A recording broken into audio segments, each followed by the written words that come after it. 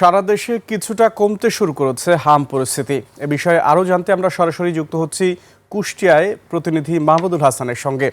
মাহমুদ, আপনার এলাকায় হামের বর্তমান প্রকোপ কেমন দেখছেন, বিস্তারিত আমাদের জানান।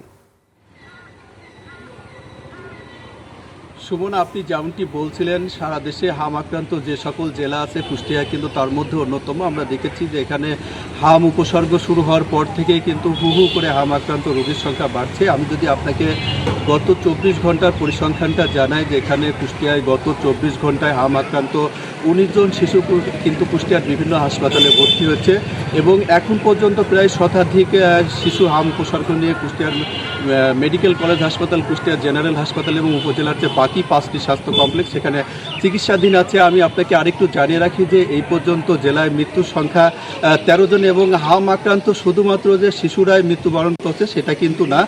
কুষ্টিয়ায় সর্বশেষ যিনি মৃত্যুবরণ করেছে তিনি একজন 60 বছর বয়সী বৃদ্ধ মহিলা কিন্তু সর্বশেষ হাম উপসর্গ নিয়ে মৃত্যুবরণ করেছে। আমি হাম আক্রান্ত রোগীর স্বজনদের সাথে কথা বলছিলাম, তারা কিন্তু এই চিকিৎসা ব্যবস্থা নিয়ে এবং হাসপাতালে নানা অভিযোগ কিন্তু তারা আমাদের মাধ্যমে জানিয়েছে। আমি কথা বলেছিলাম চিকিৎসকদের সাথে, চিকিৎসকরা আমাদেরকে যেমনটি জানিয়েছে যে হাম উপসর্গ শুরু হওয়ার পর থেকে তারা এই বিষয়টিকে সর্বোচ্চ গুরুত্ব দিয়ে জেলার প্রতিটি হাসপাতালে কিন্তু আলাদা ওয়ার্ড চালু রেখেছে এবং ডাক্তার এবং নার্সদের সমন্বয়ে তাদের চিকিৎসা কার্যক্রম তারা অব্যাহত রাখছে এবং তারা যে বিষয়টি বারংবার আমাদের মাধ্যমে জানিয়েছে যে এখানে অভিভাবকদের সচেতনতার কথা কিন্তু তারা বারংবার বলছে যে হাম উপসর্গ শুরু হলে বাসায় থেকে অপচিকিৎসা গ্রহণ না করে দ্রুত তারা যেন হাসপাতালে এসে চিকিৎসা গ্রহণ করে, সেই বিষয়টি কিন্তু তারা বারংবার তাগাদা দিচ্ছে। ডাক্তাররা কিন্তু আকবর হোসেন সুমন, আমি যদি আপনাকে আরেকটু জানাই, তারা যে বিষয়টা বলছে যে টিকাদান এই হাম উপসর্গর যে বৃদ্ধির অন্যতম একটি কারণ হচ্ছে দীর্ঘদিন টিকাদান কার্যক্রম বন্ধ থাকা এবং টিকা গ্রহণ করা না করার ফলেই কিন্তু এই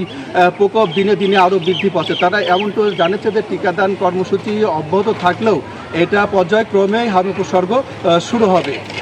সুমন, কুষ্টিয়া থেকে এই ছিল আমার কাছে হাম পরিস্থিতির সর্বশেষ সংবাদ। মাহমুদ, আপনাকে ধন্যবাদ।